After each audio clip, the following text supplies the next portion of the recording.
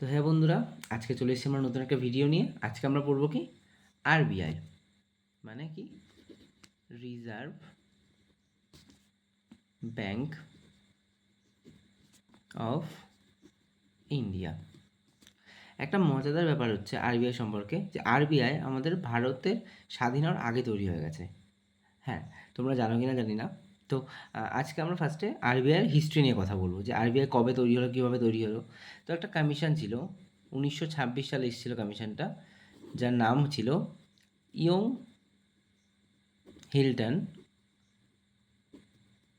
Commission. এই commission তাহলে কবে এসছে? এটা এসছে 1926 সালে।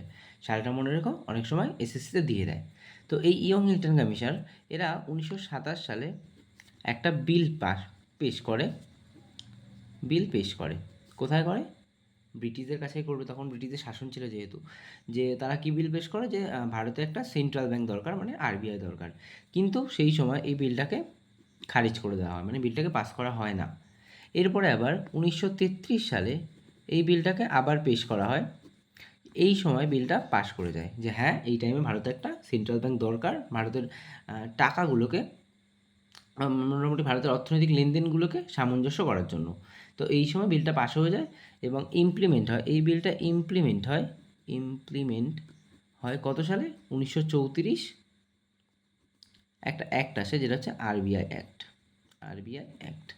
এই কোশ্চেনটা ম্যাক্সিমাম টাইমে দিয়ে দেয়, যে আরবিআই ব্যাংক যে তৈরি হয়েছে সেটা কোন অ্যাক্টের দ্বারা তৈরি হয়েছে। তো তোমাদের মনে রাখতে হবে, এই ব্যাংকটা তৈরি হয়েছে আরবিআই অ্যাক্ট 1934 দ্বারা। এবার একটা ঘটনা, যে আরবিআই ব্যাংক যখন তৈরি করা হয়, তখন ব্যাংকটা কোথায় তৈরি করা হয়? এখন যে ব্যাংকের হেডকোয়ার্টার আছে মুম্বাইতে, তখন কিন্তু মুম্বাইতে ছিল না। এই ব্যাংক ফার্স্টে তৈরি করা হয় কোথায়? স্টাবলিশ করা হয় ফার্স্টে ফার্স্ট এপ্রিল 1935-এ। তাহলে অ্যাক্ট আসলো 1934-এ, কিন্তু ব্যাংক তৈরি হলো 1935-এ। কোথায় তৈরি করা হয়? এটা তৈরি করা হয় কলকাতা।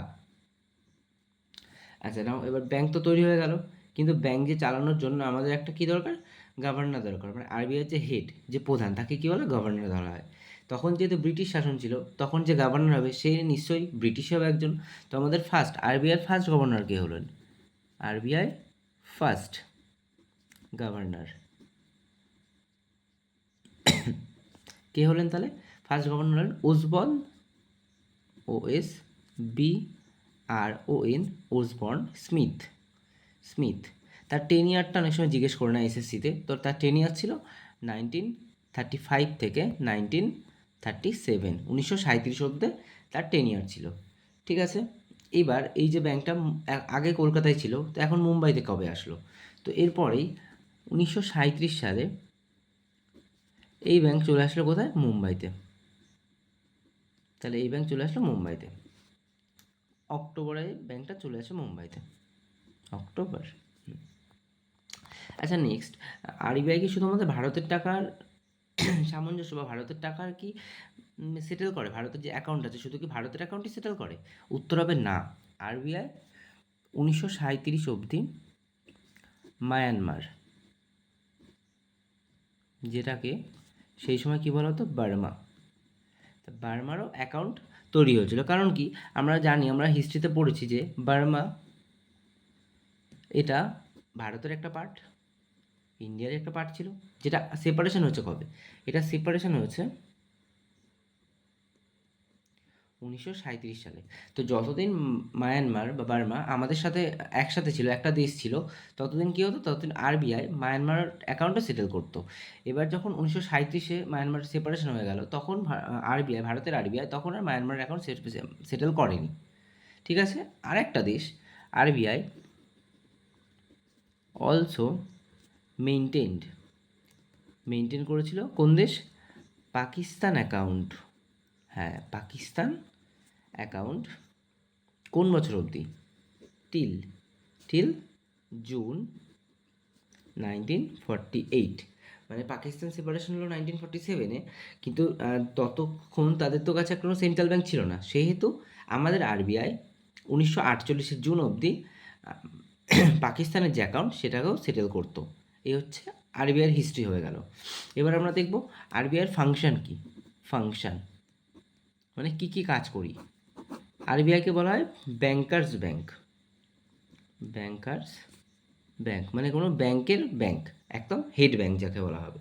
মানে কোনো ব্যাংক, ধরো এসবিআই, এই ব্যাংক যদি নতুন একটা ব্রাঞ্চ ওপেন করতে যায়, তাহলে তাকে আগে পারমিশন নিতে হবে আরবিআইয়ের কাছ থেকে। আরবিআই যদি পারমিশন দেয়, দেন এসবিআই নতুন একটা ব্রাঞ্চ তৈরি করতে পারবে।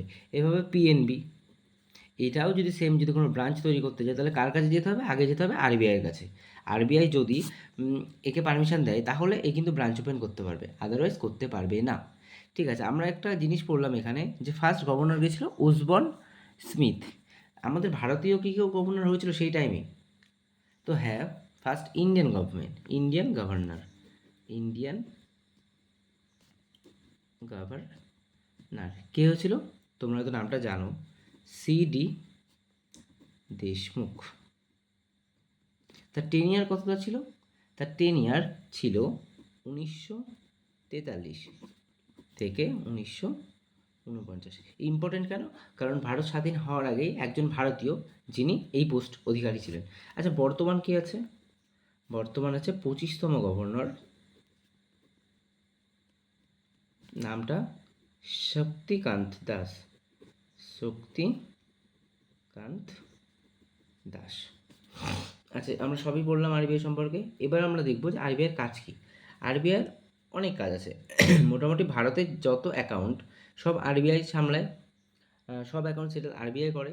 নতুন কয়েন, কারেন্সি আরবিআই জারি করে। এই যে মুদ্রাস্ফীতির ব্যাপারগুলো দেখি আমরা, এগুলো সব মেনটেন করে কে? আরবিআই মেনটেন করে। এবার আমরা ইম্পর্টেন্ট কিছু ফ্যাক্ট পড়ব, যেগুলো হচ্ছে আরবিআই লংগেস্ট টাইম ধরে আরবিআইয়ের গভর্নর কে ছিলেন। এগুলো হচ্ছে ইম্পর্টেন্ট ফ্যাক্ট, এগুলোই এক্সামে দেয় বারবার। লংগেস্ট টাইমে আরবিআইয়ের গভর্নর ছিলেন, আমি নামটা লিখছি, স্যার বেনেগাল রামা রাও। তার টেনিয়ার কী ছিল? তার টেনিয়ার ছিল 1949 থেকে 57। এমন একজন মানুষ আছেন যিনি আরবিআইয়ের গভর্নর ছিলেন, যেমন খুব ফেমাস একজন মানুষ, মনমোহন সিং। তিনি ছিলেন 1982 থেকে 85। তো আরবিআই সম্পর্কে আমরা কি দেখলাম? আরবিআই হচ্ছে আমাদের রিজার্ভ ব্যাঙ্ক অফ ইন্ডিয়া। এটা তৈরি হয়েছিল ইয়ং হিল্টন কমিশন দ্বারা 1926-এ। এই কমিশনটা তৈরি হয়েছিল, ঠিক আছে। 1927 সালে একটা বিল পেশ করে, কিন্তু বিলটা খারিজ হয়ে যায়। নেক্সট আছে, আচ্ছা এখানে একটা 3 পড়েনি তো। 1933 সালে বিলটা আবার পাস হয়, কিন্তু সেই সময় এটা পাস হয়ে যায়, এবং এই বিলটা ইমপ্লিমেন্ট হয় কী নামে? RBI act 1934। Next, RBI establish কবে হচ্ছে? 1 এপ্রিল 1935, কলকাতাতে হচ্ছে। কিন্তু আরবিআই ফার্স্ট গভর্নর, মানে যে সময় স্টাবলিশ হয় সেই সময় গভর্নর কি ছিলেন? ওসবর্ন স্মিথ, যার টেনিয়ার ছিল 1935 থেকে 1937। আরবিআইকে মুম্বাইতে নিয়ে আসা হয় অক্টোবরে। এখন এই মুম্বাইটা হচ্ছে আরবিআই এইচকিউ, মানে হেডকোয়ার্টার, অক্টোবরে। আরবিআই 1937 সাল অব্দি মায়ানমার, যেটাকে বার্মা বলা হতো, বার্মার অ্যাকাউন্টে সেটেল করেছে। কারণ তখন বার্মা আর ইন্ডিয়া একটা দেশ ছিল, আর সেটা সেপারেশন হচ্ছে কত? 1937 সালে। সেই সময় আরবিআই সেপারেশন করে দেয় অ্যাকাউন্ট। আরবিআই পাকিস্তানের অ্যাকাউন্টও সেটেল করেছিল কত সাল অব্দি? জুন 1948। ফার্স্ট ইন্ডিয়ান গভর্নর কে ছিল? বেনেগাল রামারাও, সিডি দেশমুখ ছিলেন। আরবিআইকে ব্যাংকার্স ব্যাংকও বলা হয়। এসবিআই যদি কোনো নতুন ব্রাঞ্চ খুলতে চায়, তাকে যোগাযোগ করতে হবে আগে কোথায়? আরবিআইয়ের সাথে। তারা যদি পারমিশন দেয়, দেন সে নতুন একটা ব্রাঞ্চ খুলতে পারবে। এখন বর্তমান গভর্নর কে আছে? শক্তিকান্ত দাস। আচ্ছা, না, তো যার টেনিয়ার ছিল 1943 থেকে 1949। তো লংগেস্ট টাইম গভর্নর কে ছিল? আরবিআই লংগেস্ট টাইম গভর্নর ছিল স্যার বেনেগাল রামারাও। কত থেকে? 1949 থেকে 1957।